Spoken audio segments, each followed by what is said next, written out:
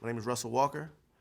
I'm a father, a husband, a son, and a veteran of the United States Army. My story was about a trauma I had in my youth, an event that kind of, what's the word? An event that kind of shaped me, growing up, and my service in Iraq.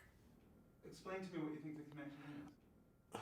And overseas, there's a lot of things going on, a lot of action, and a lot of the things that I experienced in my youth, I believe, helped me cope with a lot of things over there. So that was, a major influence in me surviving, basically. How did you feel after the storytelling? What did it do for you? It was fun. It was therapeutic. I think I would say, because it always bothers me to have to speak in front of a crowd, a group, any kind of group, doesn't matter the size. So for me to get up there and do that was a pretty big step for me in sharing and opening up. When you came back, people noticed a difference, or did you notice a difference in yourself? I didn't immediately notice a difference. When I came back, I got my license to carry, so I was able to carry a firearm. When I couldn't take a shower without my gun, when I couldn't sleep without my gun, I started to notice that there may be something wrong there. So that kind of pushed me to go to the VA and talk to somebody, and to try to explain to my family, at least, what I'm feeling and what I'm dealing with. So when I got back, I was diagnosed with PTSD and severe depression.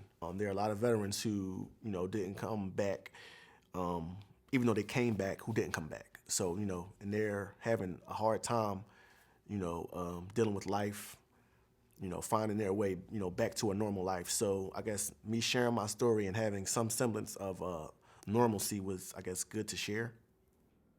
Like I really don't.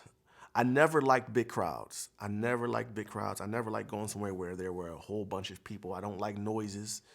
I guess me serving kind of magnified it. I still catch myself. I scan roofs, for snipers. If I see something in the street that looks odd, I'll try to go around it. So I guess just a lot of things that I did over there, I brought back, and I still was doing.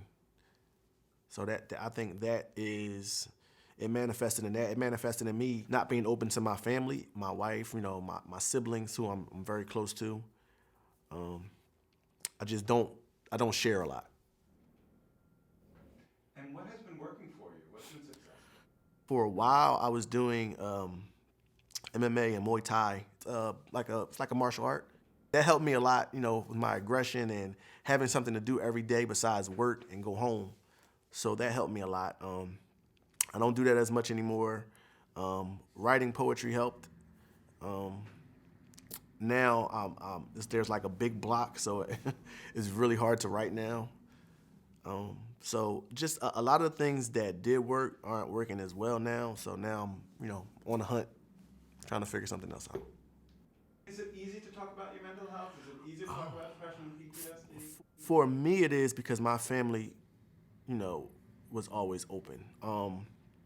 For a lot of men like me, they don't have someone, to open up to. In our community, it was like a stigma.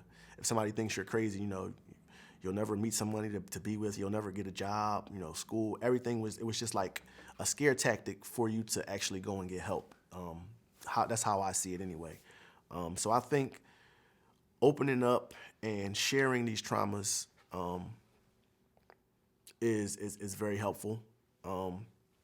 It could help steer someone from suicide or hurting someone else. I think for men of color, being able to just tell somebody your problems is very helpful, I've found. So I think in our community, we have to be more open to listening to people and not judging them, hearing them out before we decide that